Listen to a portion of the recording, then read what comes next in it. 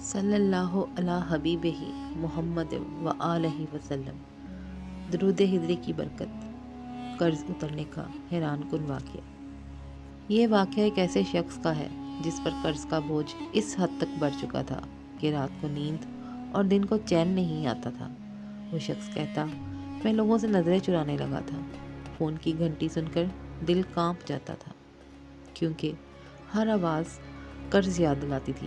میں نے بہت کوشش کی، کام بھی کیا، دعائیں بھی مانگی، لیکن دروازے بند ہی نظر آتے۔ ایک رات فجر کے قریب دل بہت ٹوٹا ہوا تھا۔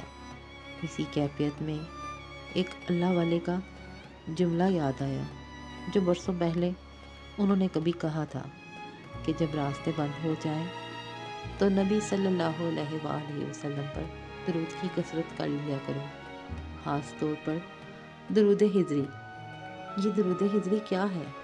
میں نے اسی رات درود ہجری پڑھنا شروع کیا اور میں نے نیت کی، یا اللہ اس درود کے صدقے میرا قرض اتار دے اور مجھے کسی کا محتاج نہ بنا۔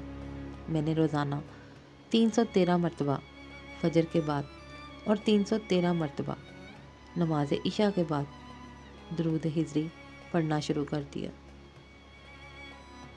شروع کے چند دنوں میں کوئی خاص تبدیلی نظر نہیں آئی، لیکن ایک بات ضرور ہوئی، دل کا بوجھ ہلکا ہونے لگا۔ جیسے جیسے درود کی تسبیح بڑھتی گئی، خوف کم ہونے لگا، امید واپس آنے لگی اور دل میں عجیب سی روشنی سما گئی، ایسے جیسے زندگی پرسکون ہو گئی ہو، کسی چیز کی فکر نہ رہی ہو۔ تقریباً 21 دن گزرے تھے کہ ایک ایسا واقعہ ہوا جو میں نے کبھی تصور بھی نہیں کیا تھا کہ قرض میرا اس طریقے سے اتر جائے گا۔ میں درود ہجری دن رات پڑھتا رہا، دعائیں مانگتا رہا۔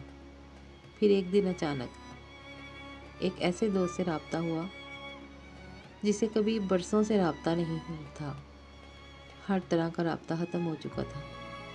اچانک سرِ راہ ملا اور اس نے مجھے کہا، میں نے تمہیں پتہ نہیں کہاں کہاں ڈھونڈا، تم مجھے نہیں ملے، شکر ہے کہ آج مل گئے۔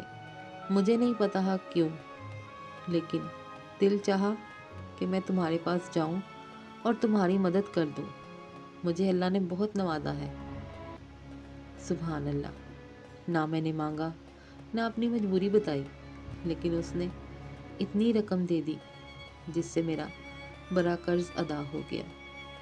چند دن بعد ایک اور جگہ سے رزق کا ایسا ذریعہ بنا جس سے باقی قرض بھی اتر گیا۔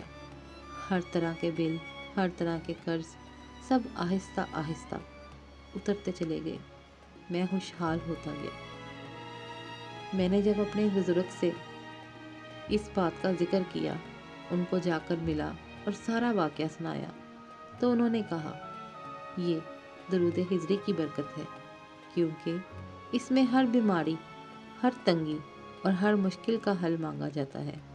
اور سب سے بڑی بات، جب بندہ نبی صلی اللہ علیہ وسلم پر درود کی کثرت کرتا ہے تو اللہ اس کے مسئلے خود سنبھال لیتا ہے۔